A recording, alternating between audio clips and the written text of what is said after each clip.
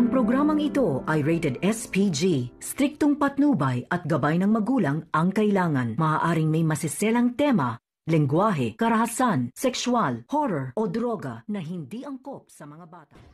Habang nasa eskwelahan itong si Neneng ay talagang lumapit itong si Benji at talagang tinawag itong si Neneng. Dito na nga talagang obserbado itong si Benji at tiningnan niya itong si Neneng at talagang binigyan niya ito ng sulat na kung saan nakasaad dito na talagang magmemerienda daw sila at sagot ni Benji. Dito na nga nag-response nga itong si Neneng na kung saan nagsulat siya dito na talagang sinabi niya na merienda mo pagmumukha mo. Dito na talaga nahalata si Neneng ng kanyang teacher at sinabi dito kung may problema itong si Neneng, kung talagang nakikinig ba sa klase o wala. Sinabi ni Neneng dito sa teacher ay talagang nakikinig daw siya na kung saan talagang tiningnan ng teacher ang labas at wala siyang makita. Dito na nga ay talagang inantay ni Benji itong si Neneng na lumabas na kung saan ang teacher ay talagang nakita silang nag-uusap. Dito na sinabi ni Neneng na hindi daw niya mapapatawad at sinusuyo talaga nito ni Benji. Dito na nga tiningnan ng teacher na kung saan parang kinikilig itong teacher sa kanila ni Neneng at ni Benji. Dito na sila umuwi, habang papauwi na sila ay talagang prosigido itong si Congressman na madukot itong si Neneng dahil ito ang gusto niya na pa-birthday sa kanya.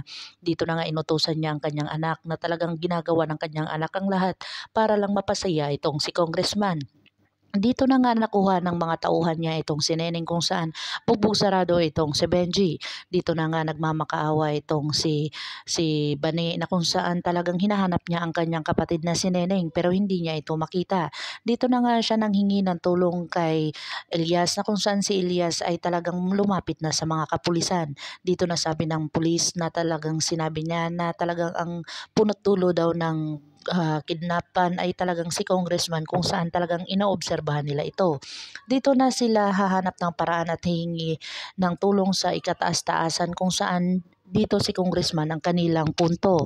Dito na nga talagang si Elias ay talagang gagawa ng paraan para mailigtas itong si Neneng at si Bani naman ay talagang prosigido na makita ang kanyang kapatid sa lalong madaling panahon. Pakakabangan natin ang mga susunod pa na episode na ito, ang Black Rider. Kung bago lang po kayo sa akin channel, please like, share, and subscribe para ma-update po kayo sa mga susunod pa. Yun lamang po at maraming salamat.